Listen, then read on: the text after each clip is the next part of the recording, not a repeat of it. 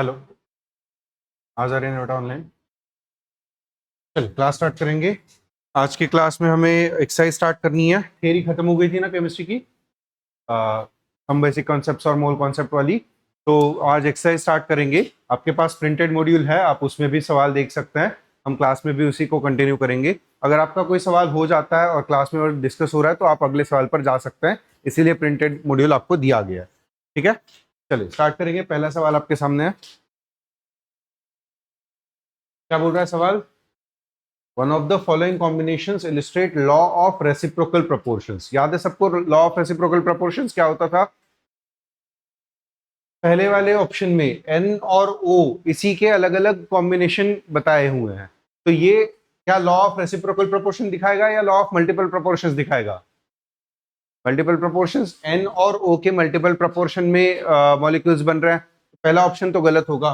दूसरे ऑप्शन में NaCl, NaBr, NaI, वो एल के जैसे दिख रहा है, वो आई होना चाहिए। NaI, आयोडीन के लिए आई होगा वो।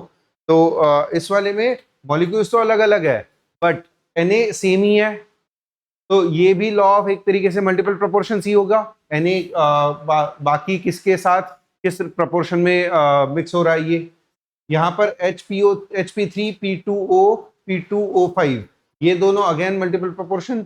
यहाँ पर CS2, CO2, SO2, दो के अलग अलग कॉम्बिनेशन में तीनों मॉलिक्यूल में अलग अलग एटम्स यूज हुए हैं। तो लॉ ऑफ रेसिप्रोकल प्रोपोर्शंस, यहाँ पर C2S होगा, यहाँ पर C2O होगा और यहाँ पर S2O होगा।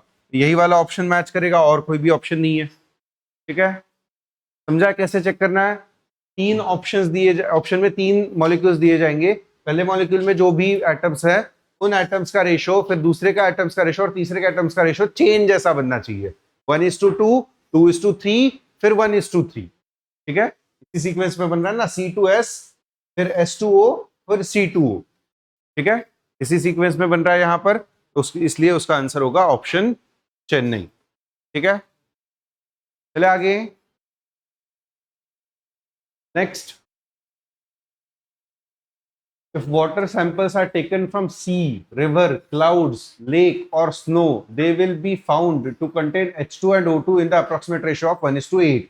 this indicates law of, कौन सा लॉ है ये? आप कहीं किसी भी सैंपल में से पानी उठाओ या H2O उठाओ, उसका रेशियो ऑफ मास 1:8 ही आएगा।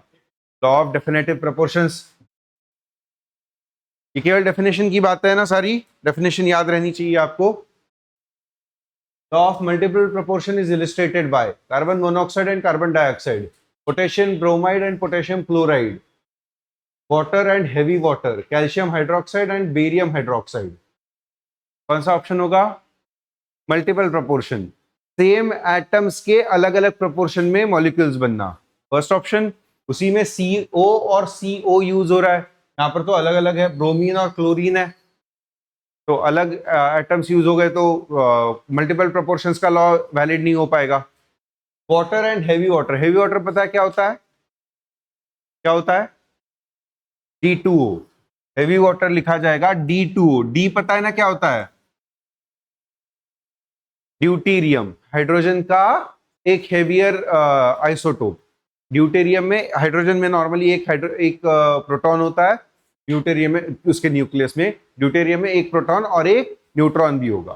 ठीक है, तो D2O is heavy water. Tritium का पानी नहीं बनता, मतलब वो H3 वाला जो ट्रिटियम का आइसोटोप होता है उसका वाटर नहीं बनता, तो उसको कुछ अलग नाम है ही नहीं, क्योंकि वो एग्जिस्ट ही नहीं करता। तो यहाँ पर CO एंड CO2, इसी में law of multiple proportion use होगा। बाकी हर जगह पर तो अलग अलग एटम्स ही यूज हो रहे हैं, तो वहां पर law of multiple proportion use नहीं हो पाएगा।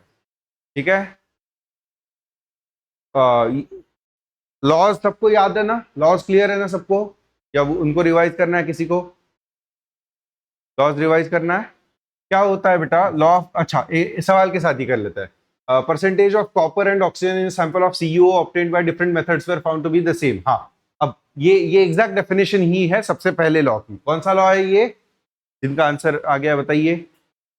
Constant proportions, law of constant proportion है ये। कांस्टेंट प्रोपोर्शंस में होता क्या है? लॉ कांस्टेंट प्रोपोर्शन है या डेफिनेटिव प्रोपोर्शन, बात सेम ही है वो। लॉ ऑफ डेफिनेट प्रोपोर्शन या कांस्टेंट प्रोपोर्शन। अब यहां पर उन्होंने बोला है कॉपर और ऑक्सीजन, ये आप किसी भी सोर्स से उठाओ, कहीं से भी उठा लो, जैसे वो वाटर के सवाल में आया था कि वाटर आपने क्लाउड से लिया, रिवर से लिया, लेक से लिया, कहीं से भी वाटर उठाओ, वो H2O ही बनेगा। वाटर का मॉलिक्यूलर फॉर्मूला तो H2O ही होगा। तो इसमें 2 एटम्स ऑफ हाइड्रोजन होंगे और 1 एटम ऑफ ऑक्सीजन होगा। हाइड्रोजन का एटॉमिक मास कितना? 1, तो दो एटम्स का 2, और ऑक्सीजन का एटॉमिक मास 16, तो इसका टोटल एक एटम का मास 16। तो इसका अगर आप रेशो लिखोगे तो ये रेशो हमेशा 1:8 ही आएगा। यही उसने सवाल में बोला था, 1:8 के अप्रोक्सीमेट रेशो में वो हमेशा बनकर आएगा। तो इस लॉ को बोलेंगे डेफिनेट प्रोपोर्शन। ठीक है, कि आप किसी भी सोर्स से एटम्स उठाओ, किसी भी सोर्स से मॉलिक्यूल उठाओ, उसमें जो एटम्स का प्रोपोर्शन आएगा या रेशो आएगा वो हमेशा फिक्स्ड आएगा, मास का भी और नंबर्स का भी। ठीक है, वही चीज यहां पर CuO के लिए बोली है। CuO में 1:1 का एटम का रेशो होगा। कॉपर का एटॉमिक मास कितना? मॉलिक्यूलर, हाँ एटॉमिक मास, मॉलिक्यूलर नहीं, 35.5, नहीं वो क्लोरीन का होता है। कॉपर का होगा कुछ 40, आई थिंक 39 या 40 कुछ होगा, चेक करिए एक बार। हाँ 39 तो उसका एटॉमिक नंबर होगा। 63.5 आ रहा है, हाँ सही है। 63.5 इज टू इसका एटॉमिक मास ऑक्सीजन का 16। इस रेशो में ये हमेशा कंबाइन होगा, तो वो रेशो हमेशा कांस्टेंट है, इसलिए उसका नाम है law of constant proportion. Clear है? आगे, 2 सैंपल्स ऑफ लेड ऑक्साइड, वो लॉ समझ में आ गया ना बेटा आपको? फिर अब अगले वाले लॉ के ऊपर सवाल के साथ ही आएंगे। 2 samples of lead oxide were separately reduced to metallic lead by heating in a current of hydrogen. ठीक है, the weight of lead from one oxide was half the weight of lead obtained from other oxide. This data illustrates, हाँ, law of multiple proportions। एक इसमें lead Pb से लिखा जाता है, एक ऑक्साइड में लेड ऑक्साइड PbO होगा, कोई दूसरा ऑक्साइड होगा Pb2O3। इसका law of constant proportion, Pb का मास इस टू ऑक्सीजन का मास। Pb का मास कितना है चेक करके बताएंगे एक बार। लेड का एटॉमिक मास कितना होता है? कितना? 207, हाँ 207 इज टू 16 इसका रेशो होगा, और इसका 207 इंटू 2 कितना होगा? 414 इज टू 48। ठीक है, अगर मैं इसको 3 से डिवाइड कर दूंगा तो जो भी नंबर आएगा वो अच्छे से डिवाइड भी हो रहा है, कितना आएगा? 138 इज टू 16। सही है, दोनों को अगर 3 से डिवाइड कर दिया तो ये एक रेशो आया और ये दूसरा रेशो आया। दोनों साइड में ऑक्सीजन का same number of mass use हुआ, बट लेड का अलग अमाउंट ऑफ मास यूज हुआ। तो ये कौन सा लॉ हो गया? लॉ ऑफ मल्टीपल प्रोपोर्शंस, के सेम मास ऑफ ऑक्सीजन के लिए अलग अलग अमाउंट में लेड यूज हो गया। समझा? इसी तरीके से आसान तरीके से समझना H2O और H2O2, ये भी है। H2O में हाइड्रोजन कितना? 2:16 और इसमें 2:32। तो सेम अमाउंट ऑफ हाइड्रोजन के लिए ऑक्सीजन अलग अमाउंट में यूज हो गया, तो ये लॉ ऑफ मल्टीपल प्रोपोर्शंस हो गया ना, 16 का मल्टीपल ही तो है ये। ठीक है, तो लॉ ऑफ मल्टीपल प्रोपोर्शंस इसका आंसर होगा। समझा है? आ गया सबको? चले आगे। किसी को डाउट है किस तरीके से लॉज निकाले जा रहे हैं या उनका अप्लाई किस तरीके से किया जा रहा है? सब समझ में आ रहा है? पक्का? बोलिए जोर से। थोड़ा थोड़ा आ रहा है? लॉज समझ में नहीं आ रहा है या आपको याद ही, मतलब अप्लाई करना, लॉज याद नहीं आ रहे आपको, आप रिकॉल नहीं कर पा रहे? ठीक है, थोड़ा प्रैक्टिस के साथ होगा। लॉज आपको नाम से भी याद रखने में आसानी जाएगी अगर आप उसको कुछ ना कुछ ट्रिक यूज करो। लॉ ऑफ कांस्टेंट प्रोपोर्शन या डेफिनेटिव प्रोपोर्शन आपको किसी एक स्पेसिफिक मॉलिक्यूल के लिए बात करेगा। तो जब भी सवाल में एक मॉलिक्यूल की ही बात हो रही है, जैसे इसके पहले वाले सवाल में किसकी बात हो रही थी? CuO की, एक ही मॉलिक्यूल की बात हो रही थी, तो वो कांस्टेंट प्रोपोर्शन के लिए हो। जब दो की बात होगी जिसमें एक एलिमेंट सेम है, जैसे Pb और Pb2O3 एलिमेंट सेम है तो रेशो अलग अलग आएंगे लेकिन एलिमेंट सेम है, तो ये लॉ ऑफ मल्टीपल प्रोपोर्शन हो जाएगा। ठीक है, इसी तरीके से तीसरा लॉ क्या था, रेसिप्रोकल प्रोपोर्शन ना, या नाम क्या था, हाँ रेसिप्रोकल प्रोपोर्शन। इसमें तो पहले ही ट्रिक बता दी थी, 1:2, 2:3, फिर 1:3। कार्बन को अगर मैंने 1 बोल दिया, सल्फर को अगर मैंने 2 बोल दिया, तो ये 1:2 का रेशो है। ये 2:3 का रेशो, ऑक्सीजन को 3 बोल दूंगा तो ये 1:3 का रेशो आ जाएगा। तो ये लॉ ऑफ रेसिप्रोकल प्रोपोर्शन आ जाएगा। कैसे लिखेंगे इसको, ये 1:2 का रेशो ऐसे लिखा जाएगा, इंटू 2:3 का रेशो लिखा जाएगा, तो ये 1:3 का रेशो मिल जाएगा। समझा? तो ये 3 अलग अलग मॉलिक्यूल्स के लिए लिखा जाएगा तो वो लॉ ऑफ रेसिप्रोकल प्रोपोर्शन। 2 के लिए लिखा जाएगा तो वो होगा मल्टीपल प्रोपोर्शन, या 1 के लिए लिखा जाएगा तो वो होगा कांस्टेंट प्रोपोर्शन। ये छोटी सी ट्रिक होती है सवालों में कौन सा लॉ लग रहा है ये ढूंढने की। ठीक है, बट ऐसा जरूरी नहीं है हमेशा इसी तरीके से लगे। शायद इस सवाल में कोई और एक और मॉलिक्यूल बन रहा होगा, पीबी और ओ का बन सकता है ना, पीबी और ओ के यही 2 मॉलिक्यूल बनेंगे ऐसा थोड़ी ना कंपलसरी है, नेचर में यही 2 मिलते हैं। तो कोई और अगर मैं अपने मन से बना लेता हूं PbO4, ये मैंने अपने मन से बना लिया, तो यहां पर भी कुछ ना कुछ अलग रेशो आएगा, बट वो भी इसी के मल्टीपल में रहेगा। सही है, समझ में आ रहा है? तो हटा देंगे क्योंकि वो एक्चुअली में नहीं होता। आगे, 1 part of an element A combines with 2 parts of another element B, तो इसका मॉलिक्यूल क्या बनेगा, AB2। सही है।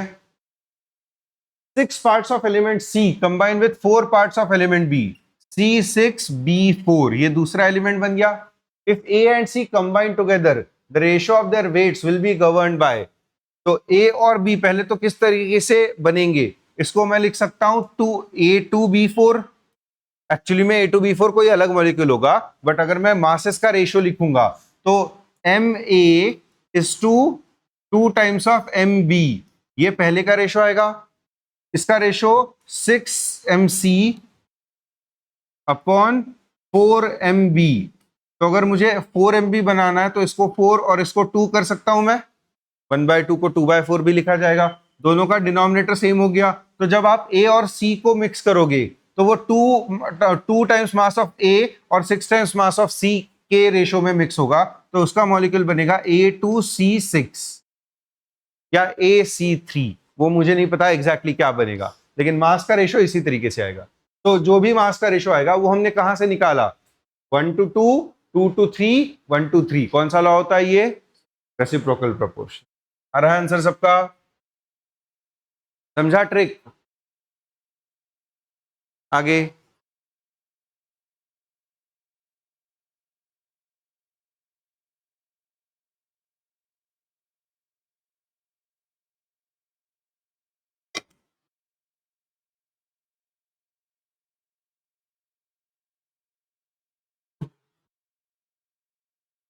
ये तो बहुत आसान सवाल है, क्या होगा इसका answer, Bombay. Left hand side का मास और राइट हैंड साइड का मास बराबर होना चाहिए, तभी जाके रिएक्शन इक्वल बनकर आएगी, अदरवाइज मास गायब होगा कहीं ना कहीं पर, जो कि हो नहीं सकता। मास कंजर्व रहना चाहिए पूरे रिएक्शन में। n gram x plus m gram y should give you p gram of r and q gram of s, तो n plus m equals to p plus q, option बॉम्बे सही हो जाए। सही है, कम ज्यादा हो सकता है, मतलब P घट जाएगा Q बढ़ जाएगा, वो रिएक्शन के ऊपर डिपेंड करेगा, लेकिन हमेशा लेफ्ट हैंड साइड का mass equal to right hand side का मास होना चाहिए।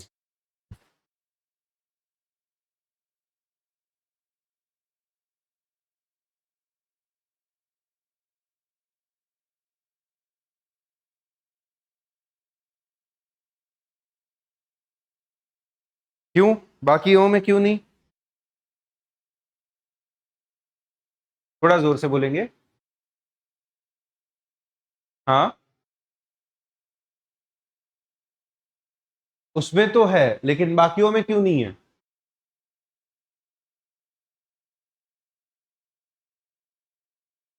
हाँ तो स्टीम भी तो वाटर ही होती है, बस गैसियस फॉर्म में होती है। क्यों नहीं दिया? तो है 6 gram is completely converted into steam. 6 gram water था, फिर 6 ग्राम स्टीम बन जाएगा। तो मासेस तो उसमें भी सेम है। ऑप्शन चेन्नई भी सही हो सकता है वैसे तो। आगरा ऑप्शन क्या बोल रहा है? 6 gram of carbon is heated in vacuum, there is no change in mass. Carbon का कोई डब्बा लिया, बॉक्स लिया, कुछ उसको गर्म किया, वो उड़कर हवा में सब्लिमेट जैसे हो गया, उसका सूट बन गया, कार्बन का जो कोयले जैसा सूट बन गया उसका। तो मास तो उसमें भी कंजर्व होगा, केवल जलाया है आपने उसको, केवल गर्म किया है। गर्म करने से मास गायब थोड़ी ना होगा। पानी के लिए भी वही हुआ है। चौथे ऑप्शन में sample of air is heated at constant pressure, same चीज। हवा को गर्म करने से हवा का मास थोड़ी ना बदल जाएगा। डेंसिटी बदल जाएगी, वॉल्यूम बढ़ जाएगा, वो बात ठीक है, लेकिन मास थोड़ी ना बदलेगा। बदलेगा? कितने लोगों को लग रहा है मास बदल जाना चाहिए गर्म करने से? ऐसे तो गर्मियों में हमारा मास घट जाना चाहिए। गर्मियों में आजू बाजू का टेम्परेचर बहुत ज्यादा होता है कंपेयर टू ठंडियों में, तो क्या हमारा मास कम हो जाता है? फिर बाय द सेम लॉजिक ये भी होना चाहिए। चारों में मासेस कंजर्व्ड है, चारों ऑप्शंस में, बट फिर भी आंसर बॉम्बे ही है। क्योंकि जब आप लॉ ऑफ कंजर्वेशन ऑफ मास की बात करते हैं तो वो केमिकल रिएक्शन की बात होती है, फिजिकल प्रोसेस की बात नहीं होती। फिजिकल प्रोसेस में मास गायब हो सकता है। मान लो मैंने कोई एक चेंबर के अंदर कोई एक ऑब्जेक्ट, कोई एक कंटेनर के अंदर पानी रख दिया, ठीक है, और उसको गर्म करना चालू किया, वो पानी उबल रहा है, उसमें से स्टीम बाहर निकल रही है। अब कंटेनर के बाहर अगर स्टीम चली गई तो क्या मैं उसको पकड़ के वापस ला सकता हूं? कोई अनलेस एंड अनटिल मैंने कोई पाइप लगाया है, उस पाइप के अंदर ही वो स्टीम है, ताकि मैं उसको बाहर कहीं पर कंडेंस करके वो पानी उठा के वापस इसमें डाल पाऊं, तो वो हो सकता है। बट अगर ओपन सिस्टम है, मैंने एक केवल पतीला रखा है, उसके अंदर पानी डाला, पानी को गर्म किया, पानी उड़ गया, तो क्या मैं उस स्टीम को वापस ला सकता हूं? तो ओपन सिस्टम के अंदर, ओपन सिस्टम मतलब यही कि उसको कहीं पर से ढका नहीं है, कहीं पर वो बंद नहीं है। ओपन सिस्टम के अंदर अगर मैंने कोई फिजिकल प्रोसेस की, गर्म करना, ठंडा करना, दो ऑब्जेक्ट्स को सिंपल लाके मिक्स कर देना, ये सारी फिजिकल प्रोसेसेस है। As long as I am doing physical processes, there is no guarantee that mass will remain conserve. हाँ, ओवरऑल यूनिवर्स के अंदर मास उतना ही रहेगा, बट हमारा सिस्टम तो एक पतीला है ना, केवल उसमें से पानी बाहर निकल गया, मास कम हो गया। सही है, हमारे सिस्टम में से मास कम ज्यादा हो सकता है for a open system for physical process, but system open रहे, क्लोज रहे, कैसा भी रहे, दुनिया में कहीं पर भी रहे, केमिकल कॉम्बिनेशन के लिए, मतलब केमिकल रिएक्शन के लिए मासेस हमेशा कंजर्व रहेंगे। ये बात क्लियर है? तो इन चारों ऑप्शंस में कौन सा ऑप्शन केमिकल रिएक्शन दे रहा है? पहला ऑप्शन फिजिकल हीटिंग है, फिजिकल प्रोसेस है, केवल हीट कर रहे हैं, तो उसमें केवल फिजिकल प्रोसेस है, वो केमिकल कॉम्बिनेशन नहीं है। दूसरा ऑप्शन एक्चुअली में केमिकल रिएक्शन है। क्या रिएक्शन है वो? C+O2 will give you CO2। ये एक केमिकल रिएक्शन है, इसमें मास कंजर्व रहना ही चाहिए, और वो ही बोल रहा है 6 gram of carbon plus 16 gram of oxygen will give you 22 grams of carbon dioxide. सही है ये? तो ये बॉम्बे ऑप्शन टिक होगा। चेन्नई वाले में भी वाटर टू स्टीम अगर कन्वर्जन हो रहा है तो वो फिजिकल प्रोसेस है, और दिल्ली वाले में भी air is heated, this is also a physical process. तो law of conservation of mass या लॉ ऑफ डेफिनेट प्रोपोर्शंस या कोई भी जो हमने चारों लॉ सीखे हैं is applicable primarily for chemical combination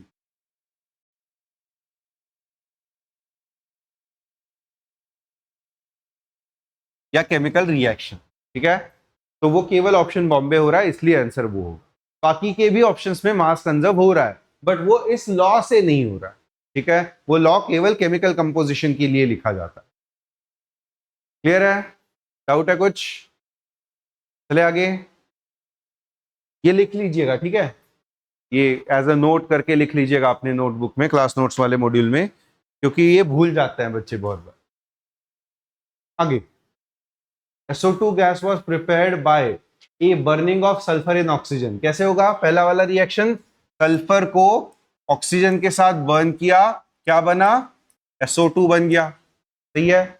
और दूसरा प्रोसेस है reaction of sodium sulphide with dilute H2SO4। हाँ, सोडियम सल्फाइड, Na2SO3 नहीं, सोडियम सल्फाइड है ना, सल्फेट SO3 होता है, SO2 होगा क्या? सल्फेट, सल्फाइड, सल्फाइड, चलो जो भी है, फर्क नहीं पड़ेगा, उससे SO2 मिल जाएगा, वो कोई अलग प्रोसेस बोल दिया है। तीसरी प्रोसेस है heating copper with concentrated H2SO4। इसकी भी रिएक्शन लिखी जा सकती है, Cu प्लस H2SO4, क्या लिखा जाएगा, CuSO4 प्लस H2। तो यहां से SO2 कैसे मिला, जो भी होगा, चलो रिएक्शन की आई डोंट थिंक जरूरत होगी, मुझे केवल कौन सा लॉ लग रहा है ये पूछा है। It was found that in each case sulphur and oxygen combined in the ratio of 1:1। Sulphur and oxygen SO2 में किस रेशियो में कंबाइन होंगे, mass of sulphur upon 2 times of mass of oxygen. Mass of sulphur कितना, 32, और mass of oxygen 16 into 2 32, ये कितना आ गया, 1:1, वही बोला है सवाल में। तो ये कौन सा लॉ हो गया, SO2 में हमेशा मासेस का रेशियो सेम रहेगा, लॉ ऑफ कांस्टेंट प्रोपोर्शन। याद आया, अभी यही किया था हमने लॉ ऑफ कंजर्वेशन ऑफ मास से पहले, कि किसी भी एक सिंगल मॉलिक्यूल के अंदर दोनों एटम्स का या जितने भी नंबर ऑफ एटम्स है उन सब का अगर आप रेशियो लिखोगे मास का, तो वो हमेशा फिक्स्ड बनकर आना चाहिए। 3 अलग अलग रिएक्शन के साथ, रिएक्शन जो भी हो, 3 अलग अलग रिएक्शन के साथ आपने SO2 प्रिपेयर किया, किसी भी रिएक्शन से, किसी भी सोर्स से अगर आप SO2 बनाओगे, उसका रेशियो ऑफ मास हमेशा सेम ही रहेगा, विच इज 1:1। क्लियर है, चले आगे। नेक्स्ट, आगरा, Ca का परसेंटेज कितना दिया है, 40% इन CaCO3। तो CaCO3 का अगर मास 5 ग्राम के बराबर है, तो Ca का कितना होगा, 40% ऑफ, 40% को 40/100 लिख लेते हैं, इंटू 5, कितना आ जाएगा ये, 5, 20, 22, तो 2 ग्राम के बराबर ये Ca का मास इस मॉलिक्यूल में होना चाहिए। सही है, किसी अलग सोर्स से भी निकाला तो भी वही उतना ही होना चाहिए, बिकॉज ये कौन सा लॉ है, कांस्टेंट प्रोपोर्शन का। तो कहीं से भी सैंपल उठाओ, सैंपल अगर CaCO3 है तो परसेंटेज उतना ही रहेगा। क्लियर है, ऐसे ही आप कार्बन का भी निकाल सकते हैं और ऑक्सीजन का भी निकाल सकते हैं। ठीक है, आगे, H2S contains इतना हाइड्रोजन, H2O contain इतना hydrogen, while SO2 contains 50% sulfur. These figures show illustrate the law of multiple या रेसिप्रोकल। H2S है, H और S है, फिर H और O है, फिर यहां से S और O का रिलेशन मिलेगा इन दोनों से। मल्टीपल थोड़ी, रेसिप्रोकल होगा ना ये, आपने C बोला ना किसी ने, करेक्ट कर लेंगे एक बार, पीछे चेक भी कर लीजिए, आंसर दिल्ली होना चाहिए इसका।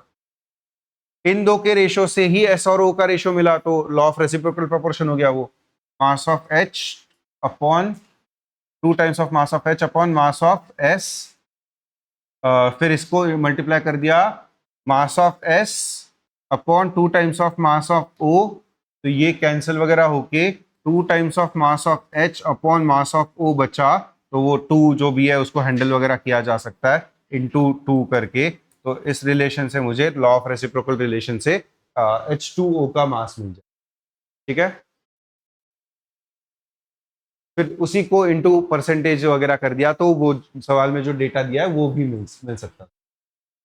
आगे, hydrogen combines with chlorine to form HCl. It also combines with sodium to form NaH. ठीक है, if sodium and chlorine also combine with each other, they will do in the ratio of their masses as. हाँ, कौन कौन combine हो रहा है, sodium और chlorine NaCl बनाएगा, किस रेशो में कंबाइन होगा, Na का molecular mass, atomic mass, Na का 11 नहीं होता, 23, एटॉमिक नंबर 11 होता है, एटॉमिक मास 23 होता है, इस टू क्लोरीन का एटॉमिक मास 35.5, इसी रेशो में मिक्स होंगे, तो कौन सा ऑप्शन होगा ये, आगरा। समझा, नंबर ऑफ मतलब ratio of number of atoms 1:1 होगा, क्योंकि Na का एक मॉलिक्यूल है या Na का एक एटम है और क्लोरीन का एक एटम है, तो 1:1 किसका आंसर होगा, नंबर ऑफ एटम्स का। बट आपको वो चीज नहीं पूछना, if sodium and chlorine also combine with each other, they will do so in the ratio of their masses. Mass का रेशियो तो एटॉमिक मास से लिखा जाएगा। अगर आपको पूछा होता दे will do so in the ratio of there atoms, number of atoms, तो आंसर ऑप्शन चेन्नई हो जाता। सही है, क्योंकि नंबर ऑफ एटम्स Na के भी 1, Cl के भी 1। ठीक है, नेक्स्ट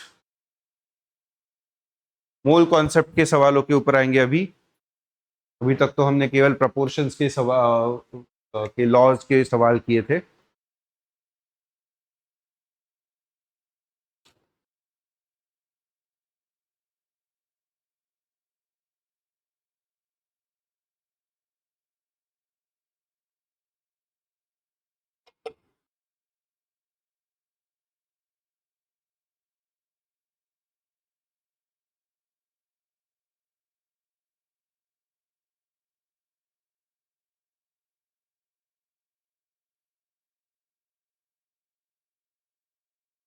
एवोगैड्रो नंबर याद है 6.023 इंटू 10 टू द पावर 23। कितने एटम, इतने एटम्स किस में होते हैं? एक मोल ऑफ एनी एक मोल ऑफ एनी सब्सटेंस में। तो सबसे पहले इसके नंबर ऑफ मोल्स निकाल लेते हैं। कितना ग्राम पर ml है? 1 ग्राम पर ml। कितना ml है? 0.0018। तो इसका मास कितना होगा? 0.0018 ग्राम। तो मास ऑफ H2O कितना दिया है? 0.0018 ग्राम के बराबर। सही है। अपॉन मॉलिक्यूलर मास अगर मैं कर दूंगा तो मुझे नंबर ऑफ मोल्स मिल जाएंगे। यही होता है ना नंबर ऑफ मोल्स का formula, given mass upon molecular मास। तो मॉलिक्यूलर मास कितना होगा वाटर का? 18 ग्राम। इसका रेशियो कितना आ जाएगा? ग्राम से ग्राम तो कैंसिल होना है। 0.0018 को मैं लिख सकता हूं 18 into 10 to the power -4 upon 18। तो ये कैंसिल होके नंबर ऑफ मोल्स कितने आ गए? 1 इंटू 10 टू द पावर -4 के बराबर। सही है। अब एक मोल के अंदर 6.023 into 10 to the power 23 molecules होते हैं। कितने नंबर ऑफ मोल्स एक्चुअली में है मेरे पास? 1 इंटू 10 टू द पावर -4। उसमें कितने होंगे? क्रॉस मल्टीप्लाई करके देख लो। इसको अगर मैंने x लिख लिया तो x into 1 should be equal to 10 to the power -4 into 10 to the power 23 बचेगा 6.023 एज इट इज, प्लस 23 -4 कितना बचा? 19 के बराबर। इतने नंबर ऑफ मॉलिक्यूल्स इस पूरे सैंपल में होने चाहिए, विच इज ऑप्शन आगरा। आ रहा है? समझा सबको? पहले वॉल्यूम से मास निकाला गिवन डेंसिटी, फिर उस मास को मॉलिक्यूलर मास से डिवाइड कर दिया, नंबर ऑफ मोल्स मिल गए, इनटू Na अगर कर दोगे तो नंबर ऑफ मॉलिक्यूल्स भी मिल जाएंगे। समझा है? चले आगे। हाँ, डेंसिटी, डेंसिटी यूज कर ली ना बेटा हमने। डेंसिटी के फॉर्मूला से नंबर ऑफ मोल्स कैसे निकालोगे? हाँ,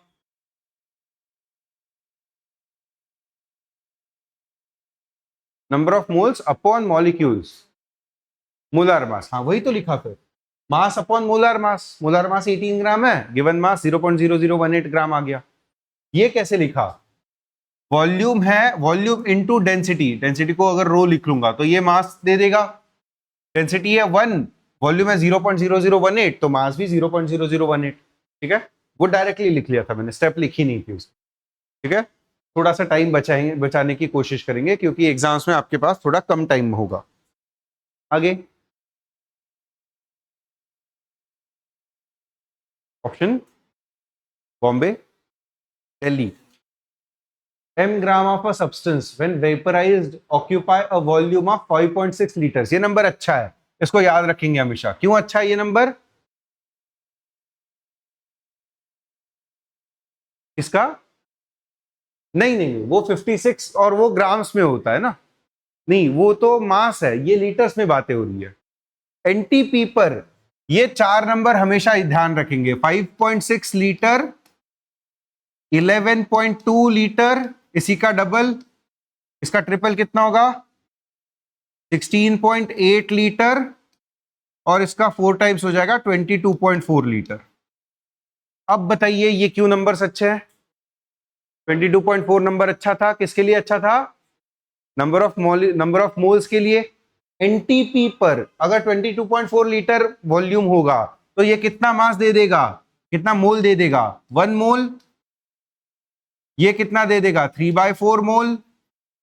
ये कितना दे देगा? Half mole. और ये दे देगा 1/4 मोल। ये नंबर्स आपको याद रहने जरूरी है, ये केवल एनटीपी के लिए ही केस पॉसिबल है, ठीक है। तो लिख लेंगे चाहिए तो, और इसको ध्यान रखेंगे 5.6, 11.2, 16.8 और 22.4। इसमें से 16.8 बहुत रेयरली यूज होगा, बट ये तीन नंबर्स बहुत बार यूज हो जाएंगे, ठीक है। तो इनको ध्यान रखना जरूरी हो बन जाता है। तो गिवन सवाल में 5.6 लीटर्स एट एनटीपी बोला है, तो उसके नंबर ऑफ मोल्स कितने हो गए? 1/4 या 0.25। 5.6 लीटर के लिए 1/4 मोल था। तो m gram of a substance when vaporized occupy a volume of इतना, the molecular mass of the substance will. तो 1/4 मोल्स के लिए मास कितना है? m ग्राम। तो 1 मोल के लिए कितना होगा? इंटू 4 कर दो, 4m ग्राम। तो कौन सा ऑप्शन हो जाएगा? दिल्ली। समझा? पहले हमने गिवन वॉल्यूम से क्या निकाला? नंबर ऑफ मोल्स कितने हैं, ये समझा था सबको? ये समझा था?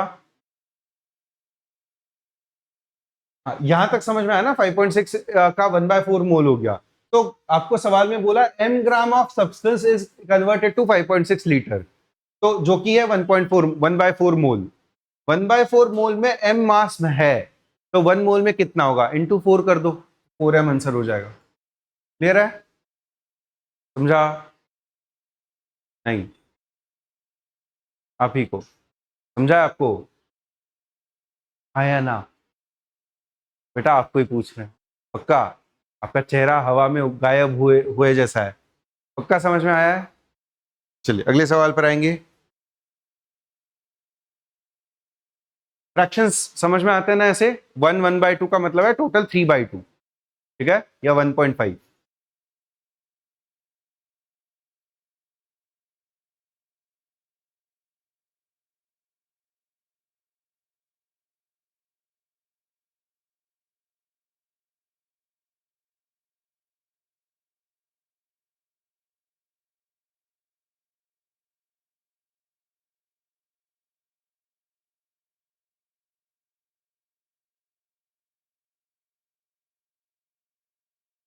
रिएक्शन लिख पा रहे हैं? एल्यूमिनियम और ऑक्सीजन कंबाइन हो रहा है Al2O3 देने के लिए। तो पहले तो रिएक्शन लिख लो, Al plus O gives you Al2O3। अगर इसको बैलेंसिंग करनी है तो एल्यूमिनियम यहां पर कितने चाहिए? 2, तो यहां पर 2Al लिखा जाएगा। ऑक्सीजन कितने चाहिए? 3, बट केवल ऑक्सीजन लिखा नहीं जा सकता, O2 लिखा जाएगा। ऑक्सीजन गैस के फॉर्म में एग्जिस्ट करता है, केवल वो हो ही नहीं सकता ना, ये O2 होगा। तो इसको 3 लिखने में फिर ये बैलेंस नहीं हुआ, तो ये टोटल 6 हो गए, यहां पर 3 ही है तो इसको इंटू 2 कर दो। तो अब एल्यूमिनियम गायब हो गए, तो यहां पर एल्यूमिनियम 4 है, तो इस 2 को मैं 4 अगर कर दूंगा तो क्या ये अब बैलेंस हो गया? 4Al plus 3O2 will give you 2 times of Al2O3। समझा है? तो मुझे बोला है एल्यूमिनियम सॉरी ऑक्सीजन के 3/2 नंबर ऑफ मोल्स यूज हो गए, ठीक है। 3, इसका कोएफिशिएंट 3 है, number of molecules number of moles 3/2 use हो गए, तो इसके लिए कितने यूज होने चाहिए? 4/2। और ये कितना प्रोड्यूस हो जाना चाहिए? 2/2। सही है? ये बात समझ में आ रही है? कोएफिशिएंट के साथ ही तो वो कंबाइन होंगे ना। तो इसका अगर नंबर ऑफ मोल्स है 3/2, इसका मोल अगर 3 होता तो इसका 4 लगता और इसका 2 प्रोड्यूस होता। यही तो सीक्वेंस में वो बनेगा। तो अगर इसको 3 के जगह पर 3/2 यूज हो गया तो ये भी 4/2 यूज होगा और ये भी 2/2 जनरेट होगा। वही नंबर्स मैंने यहां पर लिख लिया है। क्लियर है? तो इसके साथ अब आपको क्या चीज पूछी है? एल्यूमिनियम सॉरी ऑक्सीजन यूज हुआ था 3/2 मोल्स, और एल्यूमिनियम के साथ कंबाइन हुआ। The weight of Al used in the reaction, Al के नंबर ऑफ मोल्स कितने यूज हो गए? 4/2 मतलब 2 मोल्स यूज हो गए, तो 2 मोल्स ऑफ Al यूज हो गया, ठीक है। Al का एटॉमिक मास कितना होता है? 27, 23 या 27, ऑप्शन में भी दिख रहा है 27 ही होना चाहिए, तो 23 Na का होता है, एल्यूमिनियम का 27। तो 1 मोल के लिए 27 है, 2 मोल के लिए कितना मास होगा? 54 ग्राम के बराबर। आंसर मिल गया आपको। समझा है? कितने लोगों का आया था आंसर खुद से? पूरा हाथ ऊपर उठाइए, मुझे दिखाई देना चाहिए। ठीक, बाकी लोगों को अभी समझ में आया क्या करना है सवाल में? ये ट्रिक्स होती है, रिएक्शन पहले लिख लो फिर उसको बैलेंस करो। रिएक्शन बैलेंसिंग सिखाई है ना आपको, उसी को यूज करना है, फिर उसी से आपको नंबर ऑफ मोल्स मिल जाएंगे। अगर ऑक्सीजन के 3 मोल यूज कर लिए, एल्यूमिनियम के 4 मोल यूज हो जाएंगे और वो आपको टोटल Al2O3 के 2 मोल देगा। ये रिएक्शन है जब बैलेंस करेंगे तब, ठीक है। फिर उसको, इसका 3 के जगह पर 3/2 मोल यूज हो गया, ये 4/2 यूज होगा और ये 2/2 प्रोड्यूस करेगा। तो आपको इसके बारे में तो नहीं पूछा है, एल्यूमिनियम के बारे में पूछा है। वो 4/2 मतलब वो 2 मोल्स ऑफ Al यूज हो गया, और फिर उसका मास अगर मैं लिखूंगा तो वो 27 इंटू 2 54 ग्राम के बराबर हो जाए। ऑनलाइन में आंसर आ रहा है बेटा? समझा है? चले आगे। ऑनलाइन वाले बच्चे भी इंटरेक्ट करेंगे, चैट बॉक्स में आप आपके आंसर्स डाल सकते हैं। अगर आपको आंसर आ रहा है तो, डाउट्स अगर है तो वो भी डाल सकते हैं, मैं चैट बॉक्स देखते रहूंगा। Next, which of the following veg the least? 2 gram atom of nitrogen. Gram atom का मतलब क्या होता है? Number of moles. तो 2 मोल्स ऑफ नाइट्रोजन कितना होगा? 28 ग्राम। इसके लिए कितना? ये कितना, आधा मोल है। 6.023 को करीब करीब 6 लिख लो, उसका आधा 3 इंटू 10⁻23, ये हाफ ऑफ मोल हो गए। कार्बन का एटॉमिक वेट है, एटॉमिक मास है 12, तो आधे मोल का कितना हो जाएगा? 6 ग्राम। सही है। इसके लिए कितना? 1 मोल ऑफ एस, 1 मोल, तो ये 32 ग्राम हो जाएगा। और इसके लिए 7 ग्राम ऑफ सिल्वर, तो एटॉमिक वेट 108 है, तो 7/108 हो जाएगा। अच्छा, वो तो डायरेक्टली ग्राम्स में ही दे दिया ना, तो ये कितना हो जाएगा? 7 ग्राम्स के ही बराबर हो जाएगा। वो तो ग्राम में ही दिया है आपको, ठीक है। ग्राम एटम, ग्राम मोल वगैरह कुछ नहीं दिया ना, केवल ग्राम में ही दे दिया। 7 ग्राम ऑफ सिल्वर विल बे 7 ग्राम। तो सबसे छोटा कौन है? 6 ग्राम वाला, तो वो ऑप्शन टिक हो जाएगा। समझा? वेज द लीस्ट बोला है ना, सबसे छोटा मास किसका है, वही सबसे कम वेट लेगा। क्लियर है? आगे, नंबर ऑफ मॉलिक्यूल्स इन इतना ग्राम ऑफ अमोनिया। अमोनिया का सबसे पहले तो फॉर्मूला आपको पता होना चाहिए, NH3। आधे बच्चे तो यहीं पर अटक जाएंगे। Ammonia is NH3। तो इसका एटम मॉलिक्यूलर मास कितना, ये भी बता देंगे। 17, 14, 15, 16, 17, ये बन जाएगा 17 ग्राम इन 1 मोल। आपको कितना बोला है? 4.25। इसका कुछ ना कुछ परसेंटेज होगा वो, जब आप सॉल्व करके देखोगे 4.25 इंटू 4 अगर कर दोगे तो क्या वो 17 बन रहा है? तो ये कितने नंबर ऑफ मोल्स हो गए? 1/4। 17/4 ही तो 4.25 होगा। जब आप नंबर ऑफ मोल्स लिखोगे तो 4.25 by 17 will be equal to 1/4। तो 1/4 नंबर ऑफ मोल्स हो गए। नंबर ऑफ मॉलिक्यूल्स इन इतना ग्राम ऑफ अमोनिया, तो 1/4 मोल्स में कितना नंबर ऑफ मॉलिक्यूल्स होंगे? 6.023 इंटू 10⁻23 अपॉन 4, इतने नंबर ऑफ मॉलिक्यूल्स हो जाएंगे, कैपिटल N। कितना हो रहा है ये? 6/4, करीब करीब 1.5, ऑप्शन बॉम्बे। समझा? आ गया? हाँ, वो करीब करीब 6 लिखा जाएगा। अगर आप इसको एग्जैक्ट कैलकुलेट करोगे तो ये आ जाएगा 1.2, आगे आ जाएगा 50575 के बराबर। लेकिन 1.5050575 इतना पूरा लिखा नहीं जाएगा, और ये भी नंबर एग्जैक्ट नहीं होता ना, इसके आगे भी तो कुछ नंबर्स होते हैं। तो हम इसको अप्रोक्सीमेटली 6 लिख सकते हैं। 6/4 1.5 हो जाएगा। फॉर ऑल कैलकुलेशन पर्पजेस हम इसको 6 मानेंगे, ठीक है। अनलेस एंड अनटिल आपको सवाल ऑप्शंस में वैसा कुछ दिया है गंदा नंबर, ठीक है। तो जब तक नहीं दिया है तब तक हम उसको 6 मान के कैलकुलेट कर सकते हैं। और कुछ डाउट? ये कहां से आया? ये तो मैंने नंबर्स लिखे बेटा, 4.25 इंटू 4 करके देखा, वो 17 आ गया, ठीक है। तो ये 4.25 क्या था? गिवन मास अपॉन 17 था मॉलिक्यूलर मास। ये क्या आ जाएगा? Given mass upon molecular mass, number of moles, जो कि हो जाएगा 1/4 के बराबर। वही यहां पर फिर से लिख लिया। फिर नंबर ऑफ मॉलिक्यूल्स के लिए number of moles into Na, तो वो 6.023 अपॉन 4, वो आंसर आ जाएगा 1.50 575 into 10 to the power 23 which is approximately 1.5 into 10 to the power 23 आ रहा है, क्लियर है? Next, the weight of molecule of the compound this is, आसान है निकालना, एक सिंगल मॉलिक्यूल के लिए पूछा है तो सबसे पहले इसका मॉलिक्यूलर मास निकाल लो, 12 into 60, कार्बन का 12 होता है इतना याद है ना अभी, प्लस 122 into 1, उसको 122 ही रहने दो, कितना आ रहा है ये 720 प्लस 122 842 के बराबर इसका मॉलिक्यूलर वेट आ जाएगा, सही है? ग्राम में अगर लिखोगे तो मॉलिक्यूलर वेट इतना होगा। अब एक सिंगल मॉलिक्यूल का वेट कितना होगा ये पूछा है, तो ये टोटल मास, एक सिंगल मॉलिक्यूल का mass m upon capital M, इतना नंबर ऑफ मोल्स होंगे, तो number of moles will be written as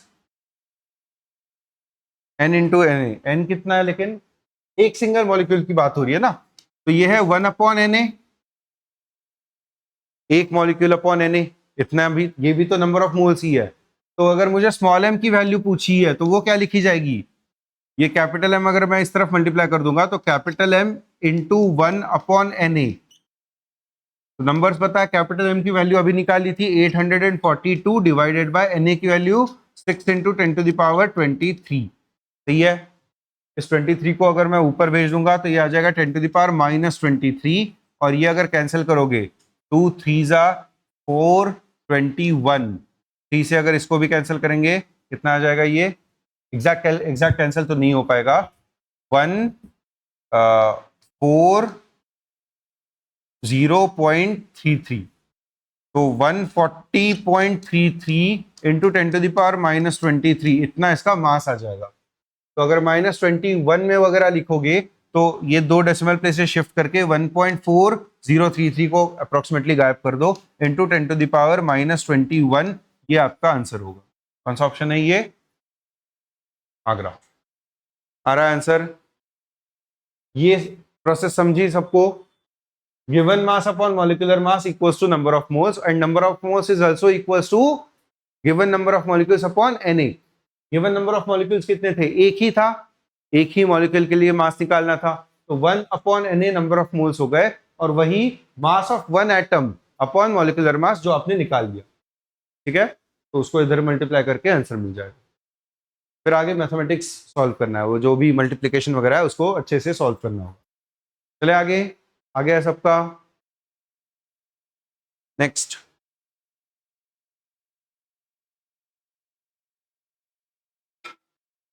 choose the wrong statement, गलत स्टेटमेंट चूज करना है। 1 mole means 6.023 into 10 to the power 23 particles, पहला statement सही है। Molar mass is the mass of one molecule, गलत है, molar mass is the mass of 1 mole of the substance, तो option Chennai सही होगा, बॉम्बे गलत होगा। Molar mass is molecular mass expressed in gram, ये वाला भी स्टेटमेंट सही है, इसका आंसर क्या हो जाएगा? बॉम्बे। क्लियर है? बाकी के तीनों स्टेटमेंट सही होंगे। समझा सबको? आगे,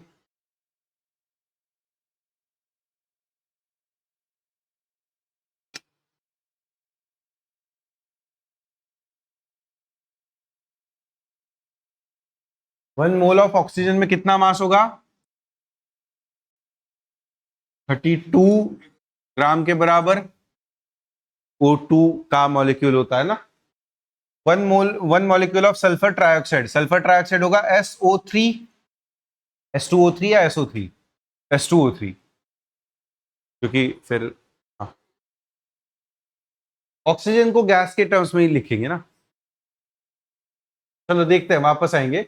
हेवीएस्ट पूछा है ना, 42 ग्राम ऑफ कार्बन डाइऑक्साइड, ये तो 42 ग्राम ही रहेगा, तो ये ऑप्शन वहां से भी गलत हो गया। इसको 32 लिखो या 16 लिखो, उससे तो हेवियर है ही कुछ ना कुछ, तो ऑप्शन एनीवे गलत है।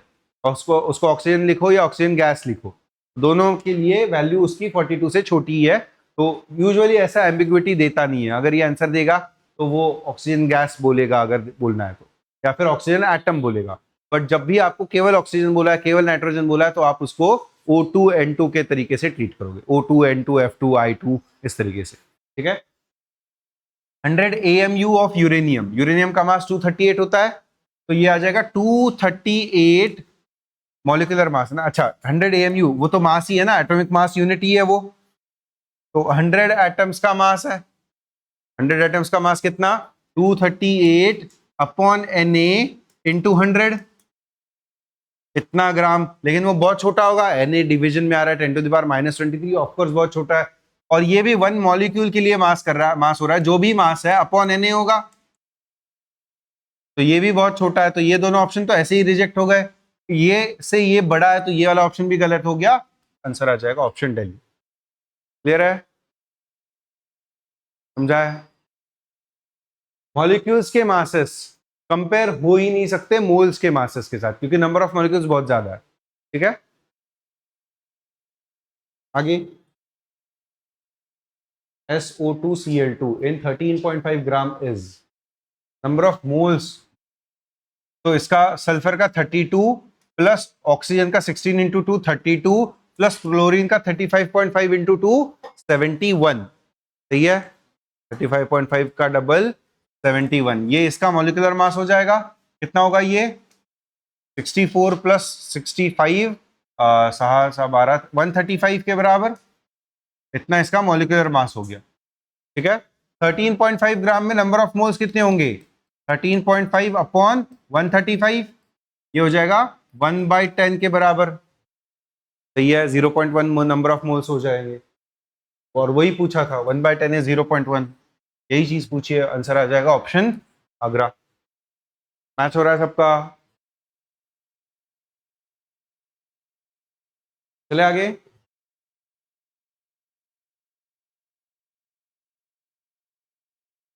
Largest number of molecules is in 36 grams of water, 36 gram water का मॉलिक्यूलर वेट 18, 36 ग्राम में 2 नंबर ऑफ मोल्स, तो ये इसके नंबर ऑफ मॉलिक्यूल्स हो गए 2 इंटू Na, सही है, सही है ना। 28 ग्राम of carbon monoxide, carbon monoxide CO 12 plus 16 28 ही, तो ये एक नंबर ऑफ मोल हो गया, तो इसके नंबर ऑफ मॉलिक्यूल्स Na के बराबर हो गए 1 इंटू Na। तीसरा 46 gram of ethyl alcohol, ethyl alcohol पता है क्या होता है C2H5OH, C2H5OH, इसका मॉलिक्यूलर मास अगर निकालोगे 24 प्लस 5 प्लस 16 प्लस 1, कितना हो गया 24 प्लस 6 30 46, 46 ग्राम मतलब 1 नंबर ऑफ मोल, ये 46 हो गया ना 1 मोल, तो इसका भी atomic number sorry number of atoms Na के बराबर, नंबर ऑफ मॉलिक्यूल्स।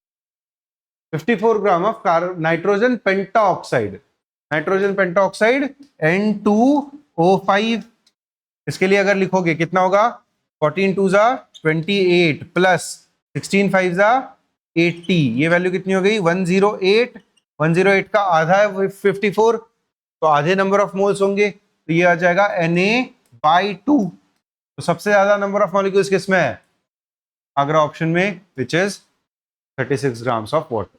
आ रहा है, ये कैलकुलेट कर पा रहे हैं सब लोग, चले आगे। कुछ नहीं, number of moles he calculate करना है, फिर उसको इंटू Na कर देंगे तो आंसर मिल जाएगा। आगे 23, sample of pure calcium weighing इतना ग्राम was quantitatively converted to 1.8 gram of pure calcium oxide. Atomic mass of calcium would be,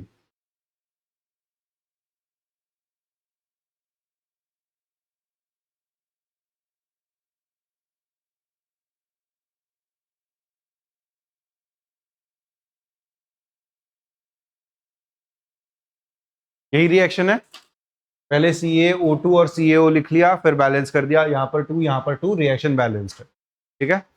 अब आपको क्या बोला, इसका मास है 1.35 और इसका मास है 1.88, मॉलिक्यूलर मासेस लिख लेते हैं। कैल्शियम का मॉलिक्यूलर मास कितना होता है 40 होता है ना, ऑक्सीजन का 32, इसका कितना हो जाएगा 72, नहीं 72 नहीं ना, CaO 40 प्लस 16, 40 प्लस 16 कितना 56, का ट्रिपल 188 है, 56 इंटू 3 188 है, तो अच्छे नंबर सही है। तो फाइनल नंबर ऑफ मोल्स कितने बने? 1.88 अपॉन 56, विच इज, अगर डेसिमल प्लेस हटा दोगे तो नीचे 100 आ जाएगा और ये 3/100 होगा। सही है, दो डेसिमल प्लेसेस हटा दिए तो डिनोमिनेटर में 100 हो गया, 188/56 नंबर 3 बन जाएगा। तो फाइनल नंबर ऑफ मोल्स कितने बने? 3/100। इसके नंबर ऑफ मोल्स है 3/100। 3/100 अगर इसके नंबर ऑफ मोल्स बन गए तो कैल्शियम के नंबर ऑफ मोल्स कितने यूज हो जाएंगे? उतने ही। ये 2 बना तो ये भी 2 ही यूज हो रहा था, ये 3/100 होगा तो ये भी 3/100 नंबर ऑफ मोल्स यूज हो गए। सही है, तो 3/100 नंबर ऑफ मोल्स इनटू न उसका मॉलिक्यूलर मास इक्वल्स टू कितना बोला है? 1.35। सही है, समझा? तो इसको मैं क्या लिख सकता हूं? m will be equals to 135 into 100, ये आ जाए 1.35 इंटू 100, 135/3। ये नंबर कितना आ जाएगा? 40 नहीं आ रहा, ये 45 आ गया। 45 तो गलत है ना, 45 तो गलत है। CaO Ca2O3 होगा क्या? कैल्शियम कौन से पीरियड ये का है, ग्रुप का है? सेकेंड ग्रुप का है ना वो।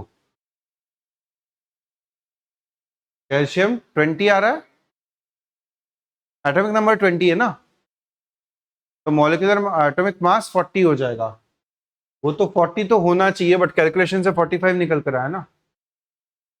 ये 40 है, ये 32 है, ये गलत लिखा है क्या? Ca2O3 मोलर मास, हाँ, लेकिन फिर यहां पर भी तो 2 ही है। इसके 2 मोल्स के लिए इसका 1 मोल यूज हो रहा है और इसके 2 मोल बन रहे हैं।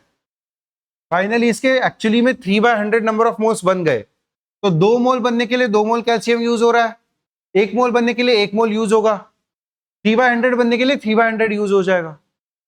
समझा? तो यहां से तो नहीं आ रहा है, मुझे तो केवल यही लग रहा है कैल्शियम ऑक्साइड को Ca2O3 लिखा जा सकता है क्या? ये CO3 कैल्शियम कार्बोनेट होता है ना, ये वो ही होगा उसका, ये भी तो 2 ही है। कैल्शियम ऑक्साइड CaO के ही बराबर होना चाहिए, और Ca2O3 के लिए 80 प्लस 48, ये कितना हो जाएगा? 128 के बराबर। 128 का और 188 का कोई संबंध नहीं है, होना तो यही चाहिए। तो अगर ये 56 आ रहा है, ये 1.88 दिया है, तो 1.88 अपॉन 56, ये नंबर कितना आ जाएगा? 3/100 सही है नहीं? ये 188/56, ये 3 टाइम्स हो जाएगा। 3 प्लस, नहीं नहीं, ये 3 टाइम्स थोड़ी ना है। 168 होता तो 3 टाइम्स होता ना, ये 1.68 अगर होता तो 3 टाइम्स होता, 1.88 3 टाइम्स है ही नहीं। तो कितना नंबर है ये? तो अगर मैं अपॉन 100 लिख लूंगा तो 188 को लिखा जाएगा 94 अपॉन 56 का आधा 28। सही है, 28 ही ना? हाँ, फिर ये बनेगा 14, ये बनेगा 47/14 इतना बना।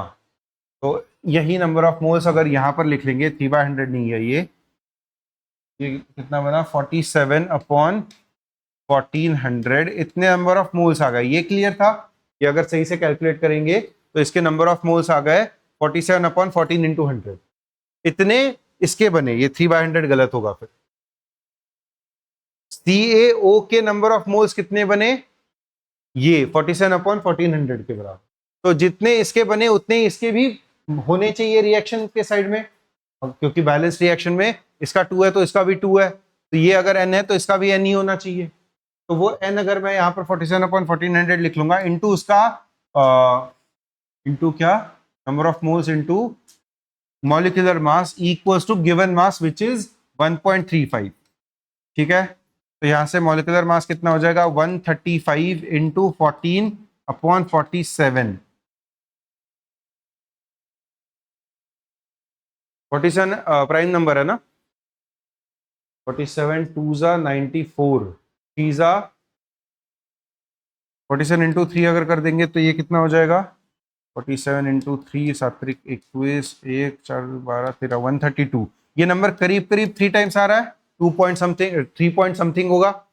47 3 जा 132 आएगा, 131 आएगा, सॉरी सात्रिक 21 ना, 141 आएगा, सॉरी 141 आएगा। तो ये नंबर 3 से थोड़ा सा छोटा होगा, 135 को अगर डिवाइड कर रहा है वो 141 तक जा रहा है, तो ये 135 को डिवाइड करके ये 2.9 के आसपास कुछ नंबर आ जाएगा। 14 इंटू 2.9 कितना, 14 3 जा, सॉरी बेचा, 14 3 जा 42, तो ये नंबर करीब 42 से थोड़ा सा छोटा, तो ये करीब करीब अप्रोक्सीमेटली 40 आ जाएगा। ये एग्जैक्ट कैलकुलेट हम कर नहीं पाएंगे, बट अप्रोक्सीमेटली 40 के आसपास आना चाहिए।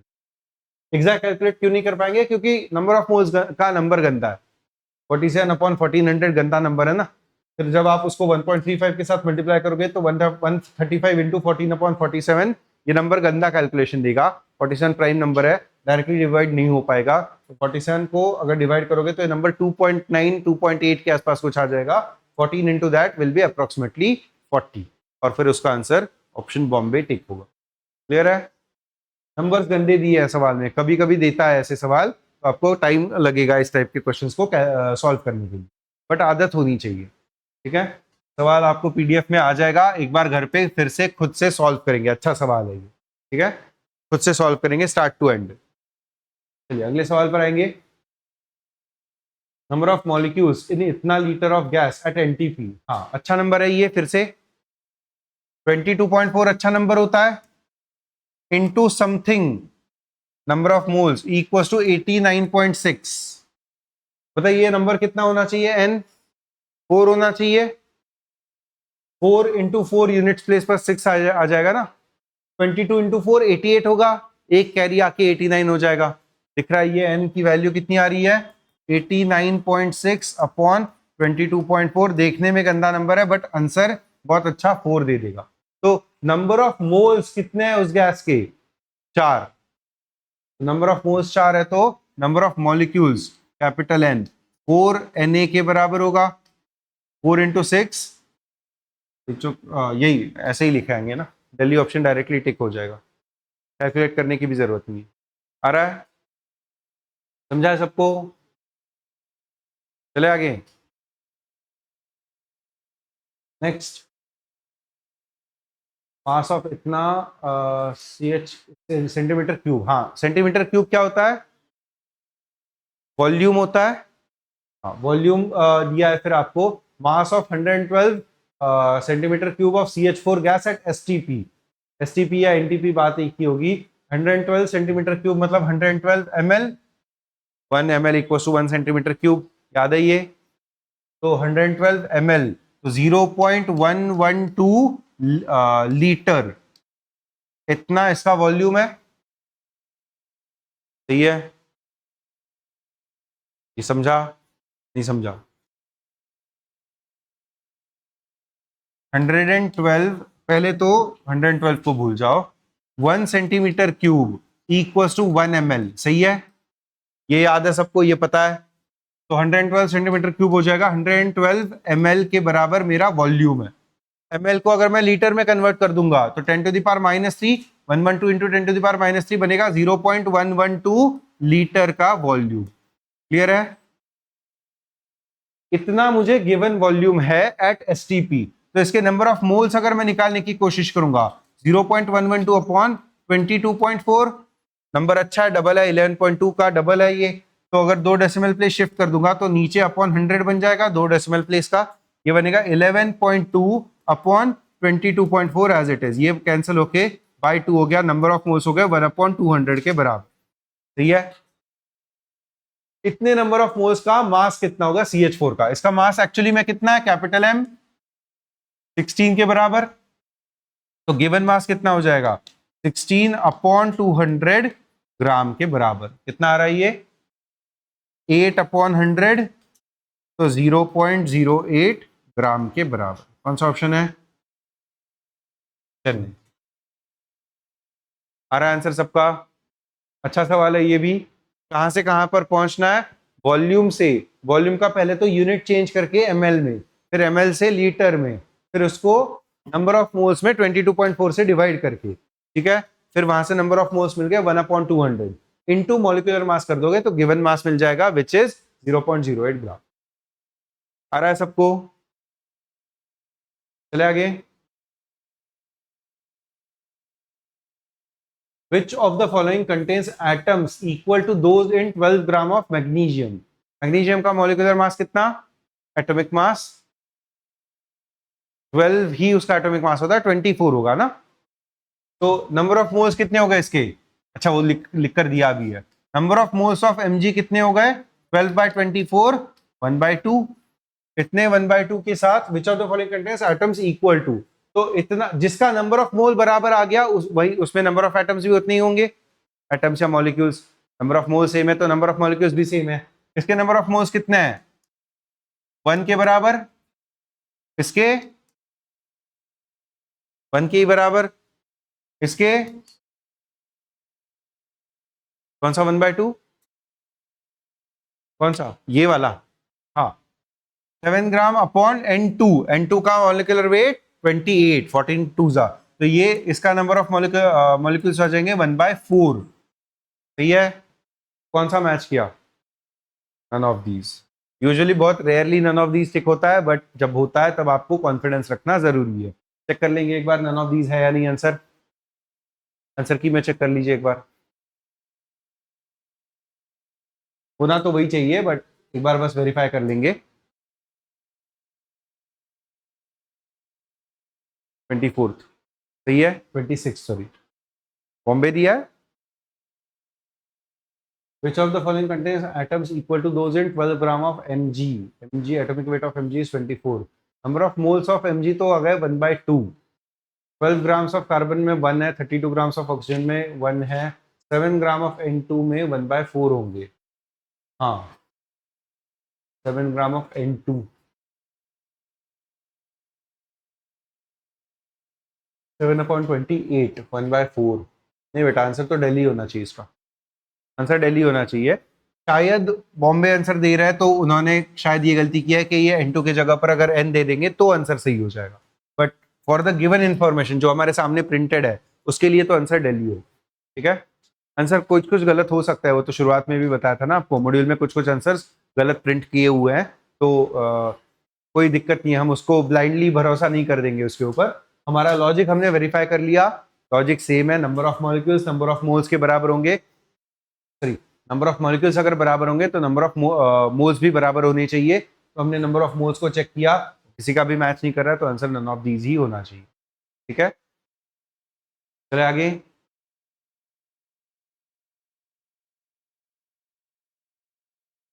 सही पकड़ा। atoms equal to which of the following contains atoms equal to those? ये मॉलिक्यूल्स 1/4 हो गए ना, एटम्स तो इंटू 2 होने चाहिए, तो आंसर बॉम्बे सही है। सही पकड़ा है ये। हाँ number of moles of N2 1/4 है, but number of molecules of N, number of molecules of N2 अगर मैं लिखूंगा वो कितना हो जाएगा 1/4 Na। सही है, but number of atoms of N कितने हो जाएंगे? अगर मैं N2 को स्प्लिट कर दूंगा तो हर एक मॉलिक्यूल में 2 एटम्स मिलेंगे, तो ये 2 × 1/4 × Na हो जाएगा, तो ये आ जाएगा Na/2 के बराबर। ठीक है, और इसका नंबर ऑफ मॉलिक्यूल्स कितने होंगे? Number of atoms of Mg हो जाएंगे Na/2 के बराबर। तो ये दोनों मैच कर रहे हैं यहां से, तो यहां से आंसर ऑप्शन बॉम्बे हो जाए।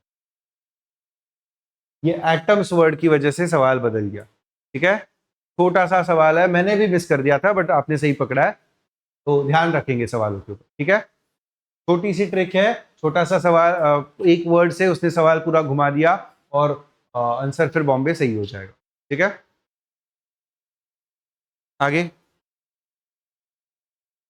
Which has the highest mass? 50 gram of iron तो 50 ग्राम ही होगा। 0.1 mole of Eg, Eg is silver, उसका एटॉमिक मास कितना?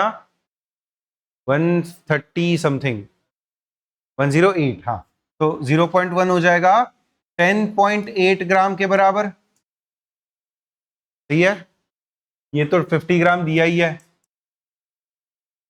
इसका कितना 5 moles of N2, N2 is 14 two 28, 28 into 5 140 gram, तो ये 140 ग्राम हो गया। और ये क्या बोल रहा है 10 to the power 23 atoms of carbon, 1/6 moles होंगे ये, 6 into 10 to the power 23 1 mole होता है, तो 10 टू द पावर 23 1/6 हो जाएगा। तो 1/6 इंटू मास ऑफ कार्बन 12, तो ये हो जाएगा 2 ग्राम के बराबर। सबसे हैवीएस्ट कौन है, बॉम्बे। आ रहा है आगे, number of atoms present in इतना मोल of nitrogen is same as atoms in, हाँ अब फिर से सही सेम ही सवाल है, ठीक है। Number of atoms in moles of nitrogen, ठीक है, तो कितना होगा वो 0.5 मोल ऑफ नाइट्रोजन में कितने एटम्स होंगे 1/2 Na के बराबर,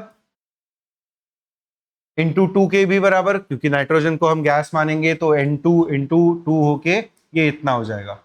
तो अगर आप देखोगे 12 ग्राम ऑफ कार्बन, ये तो Na के ही बराबर आ गया, तो 12 ग्राम ऑफ कार्बन में 1 इंटू Na होगा, 64 ग्राम ऑफ सल्फर में 2 Na के बराबर होगा, 48 ग्राम ऑफ Mg में 2 Na के बराबर नंबर ऑफ एटम्स होंगे, और 8 ग्राम ऑफ ऑक्सीजन में ये केवल O बोला है, O2 नहीं बोला, तो इसमें Na/2 होंगे। तो अगेन ऑप्शन चेक करेंगे कौन सा है, आगरा है या चेन्नई है। अगर ये नाइट्रोजन गैस कंसिडर करेंगे तो आगरा होगा, अगर इसको केवल N कंसिडर करोगे तो बॉम्बे चेन्नई होगा। चेक करेंगे एक बार, आगरा दिया आंसर। तो ये अगेन वही कॉन्सेप्ट कि जब भी आपको लैंग्वेज में केवल नाइट्रोजन बोला है उसको हम नाइट्रोजन गैस कंसिडर करेंगे, और अगर ऐसा दिया है O तो फिर तो वो नेसेंट ऑक्सीजन है। नेसेंट ऑक्सीजन मतलब केवल एक एटम, ठीक है। चले आगे,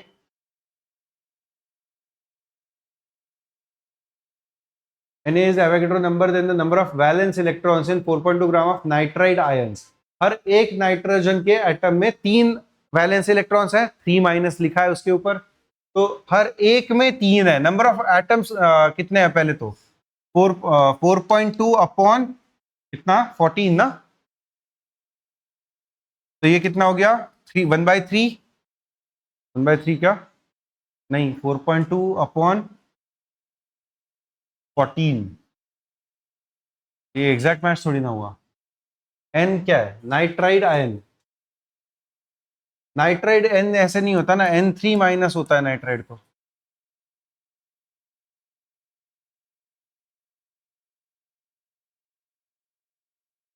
फोर्टी टू अगर लिख लिया, हाँ ये ऐसे होना चाहिए, ये प्रिंटिंग मिस्टेक की वजह। नाइट्राइड आयन ऐसा होता ही नहीं है, नाइट्राइड आयन ऐसा नहीं होता, नाइट्राइड आयन होता है N3 माइनस, ठीक है, ये होता है नाइट्राइड आयन। तो हर एक मॉलिक्यूल के अंदर एक ही वैलेंस इलेक्ट्रॉन है, ठीक है, और उसका मॉलिक्यूलर वेट कितना है 14 इंटू 3, 42 ग्राम के बराबर, इसलिए ये 4.2 ग्राम दिया है ना ऑप्शन में सवाल में। तो नंबर ऑफ मोल्स कितने हो गए 4.2 अपॉन 42 विच इज 1/10, 1/10 n के बराबर, Na नंबर ऑफ मोल्स इतने हो गए। तो आपको क्या बोला है number of valence electrons in इतना ग्राम ऑफ नाइट्राइड आयंस, तो ये Na/10 होना चाहिए था, 4.2 क्यों आया।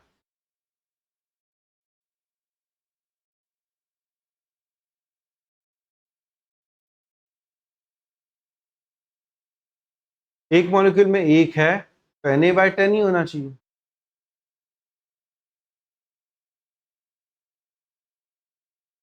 अगर वो लिखोगे तो वो आ जाएगा 4.2 डिवाइडेड बाय 14, नाइट्रोजन अगर 14 का कितने नंबर ऑफ मोल्स इंटू 3, ये तो कुछ भी नहीं आ रहा, ये 2.1 अपॉन 7, 2.1 इंटू 3 आ जाएगा 6.3/7। अच्छा ये आ रहा है क्या कुछ, ये आ जाएगा 63/70, 9/10 का नंबर ऑफ मोल्स हो गए, नहीं नंबर ऑफ 9/10 हो गया, 0.9 या नहीं तो होगा ये।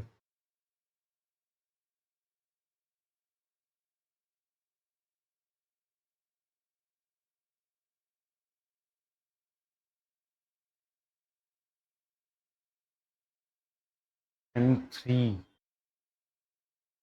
4.2, अगर अगर गिवन वाले को सही मानेंगे तो वो हो जाएगा अपॉन 14, इतने नंबर ऑफ मोल्स हो जाएंगे।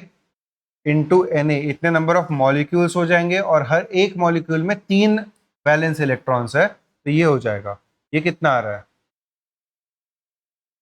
2.1 अपॉन 7, 2.1 इंटू 3 7, 0.3 इंटू 3 ये आ जाएगा 0.9 Na।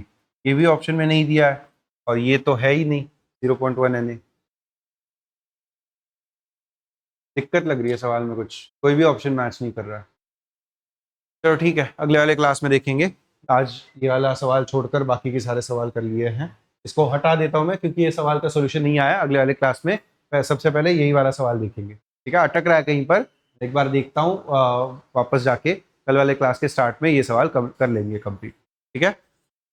चलो, तो आज 28 क्वेश्चंस हुए हैं। अगले 2 या 3 क्लास में ये एक्सरसाइज 1 खत्म करेंगे हम। एक्सरसाइज 3 जो है PYQs वाली, एक्सरसाइज 2 तो आपको खुद को ही करनी है।